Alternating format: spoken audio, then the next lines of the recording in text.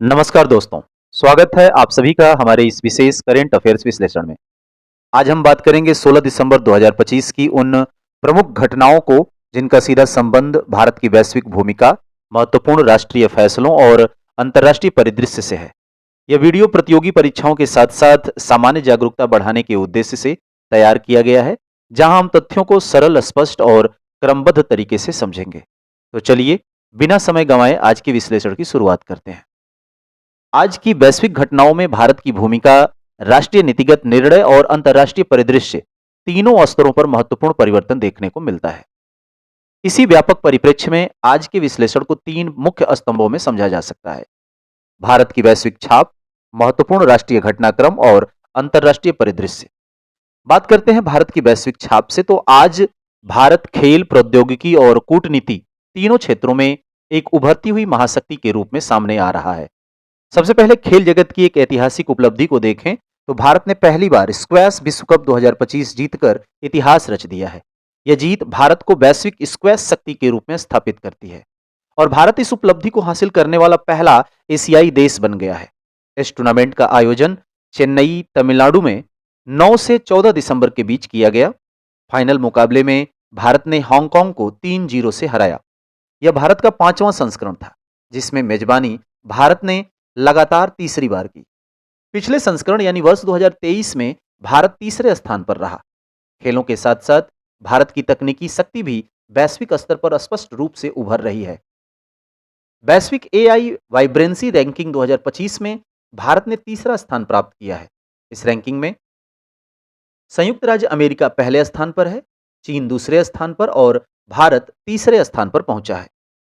विशेष रूप से उल्लेखनीय तथ्य यह है कि भारत ने वर्ष 2024 की तुलना में 4 स्थान का सुधार किया है, जहां भारत पहले 7वें स्थान पर था। यह उपलब्धि भारत की तेज तकनीकी प्रगति, कृत्रिम बुद्धिमत्ता को अपनाने और उसके विनियमन की बढ़ती क्षमता को दर्शाती है।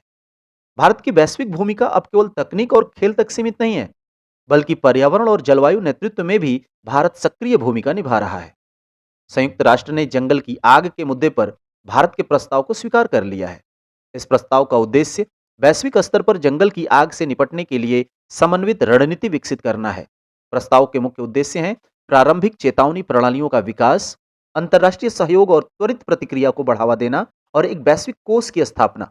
यह प्रस्ताव केन्या के नैरोबी में आयोजित संयुक्त राष्ट्र पर्यावरण सभा यानी UNEA 7 में अपनाया गया, जो भारत को जलवायु परिवर्तन और पर्यावरण प्रबंधन में एक सक्रिय वैश्विक नेता के रूप में स्थापित करता है। आइए राष्ट्रीय स्तर पर अगर देखें तो भारत में नीति, पारदर्शिता और शासन के क्षेत्र में परिवर्तनकारी निर्णय लिए गए हैं। सबसे पहले भारतीय पासपोर्ट की वैश्विक शक्ति में सुधार देखने को मिला है।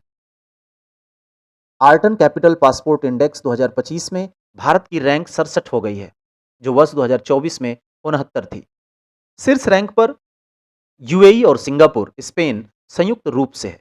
पड़ोसी देशों में चीन 53वें स्थान पर और पाकिस्तान 91वें स्थान पर है। यह सुधार भारत की बढ़ती कूटनीतिक पहुंच और वीजा मुक्त यात्रा के माध्यम से वैश्विक एकीकरण को दर्शाता है। आर्थिक मोर्चे पर सरकार ने एक बड़ा और ऐतिहासिक सुधार किया है। बीमा क्षेत्र में 100% एफडीआई को मंत्रिमंडल की मंजूरी मिल गई है। यह निर्णय भारतीय बीमा उद्योग को आधुनिक बनाने, प्रतिस्पर्धा बढ़ाने और वैश्विक निवेश के लिए खोलने की दिशा में एक महत्वपूर्ण कदम है।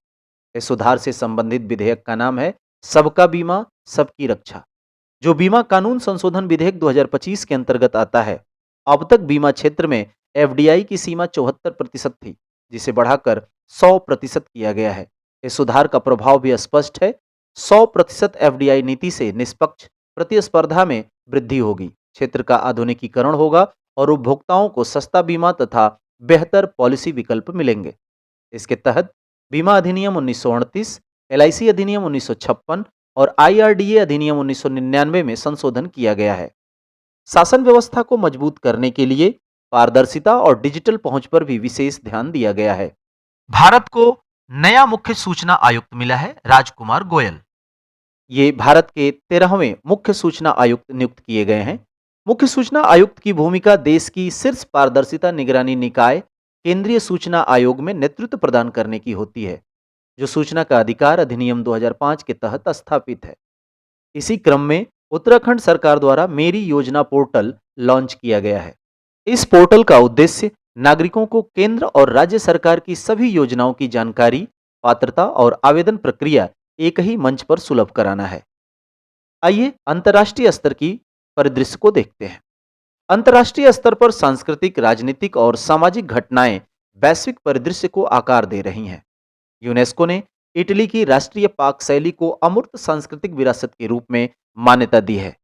यह पहली बार है कि किसी देश की संपूर्ण राष्ट्रीय पाक परंपरा को यह सम्मान मिला है। अमूर्त विरासत का अर्थ है ये ऐसी परंपराएं और जीवंत अभिव्यक्तियां जिन्हें छुआ नहीं जा सकता।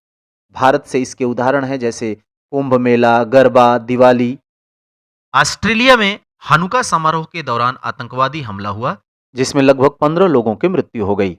हनुका यहूदी समुदाय का एक प्रमुख पर्व है जो 8 दिनों तक मनाया जाता है और 165 ईसा पूर्व यरूशलेम के पवित्र मंदिर के पुनः समर्पण की स्मृति से जुड़ा है। दक्षिण अमेरिका में एक महत्वपूर्ण राजनीतिक बदलाव हुआ है। चिली में जोस एंटोनियो कास्ट देश के 38वें राष्ट्रपति चुने गए हैं। इससे पहले राष्ट्रपति गैब्रियल बोरिक थे। चिली की राजधानी सैंटियागो है और यह देश दक्षिण अमेरिका महाद्वीप में स्थित है। यह चुनाव देश में एक महत्वपूर्ण राजनीतिक बदलाव का संकेत देता है। आज के अगर ये निष्कर्ष को देखा जाए तो ये घटनाएं स्पष्ट करती हैं कि भारत खेल, तकनीक और कूटनीति में निर्णायक उपलब्धियों के साथ अपनी वैश्विक स्थिति को मजबूत कर रहा है। घरेलू सुधारों के माध्यम से, विशेष रूप से बीमा क्षेत्र में आर्थिक उदारीकरण और शासन में पारदर्शिता व डिजिटल पहुंच, ये भारत के निर्णायक कदम बढ़ रहे हैं। वहीं अंतर्राष्ट्रीय मंच पर सांस्कृतिक उपलब्धियों का उत्सव और राजनीतिक एवं धार्मिक संघर्ष दोनों ही वैश्विक वास्तविकता को प्रतिबिंबित करते हैं। तो दोस्तों, यह था 16 दिसंबर 2025 की प्रमुख घटनाओं का विस्तृत और विश्लेषणात्मक अवलोकन। आज हमने देखा कि कैसे भारत खेल, तकनीक और कूटनीति में अपनी वैश्विक स्थिति को मजबूत कर रहा है। वहीं राष्ट्रीय स्तर पर नीति, पारदर्शिता और शासन में महत्वपूर्ण बदलाव सामने आए हैं। साथ ही अंतर्राष्ट्रीय घटनाएं यह भी दर्शाती हैं कि दुनिया एक साथ सांस्कृतिक उपलब्धियों और राजनीतिक चुनौतियों से गुजर रही है। अगर यह वीडियो आपको उपयोगी लगा हो तो इसे लाइक करें, अपने दोस्तों के साथ शेयर करें और ऐसे ही करंट अफेयर्स वीडियो के लिए चैनल को सब्सक्राइब करना ना भूलें। मिलते हैं अगले वीडियो में, तब तक के लिए जय हिंद, जय भारत, धन्यवाद।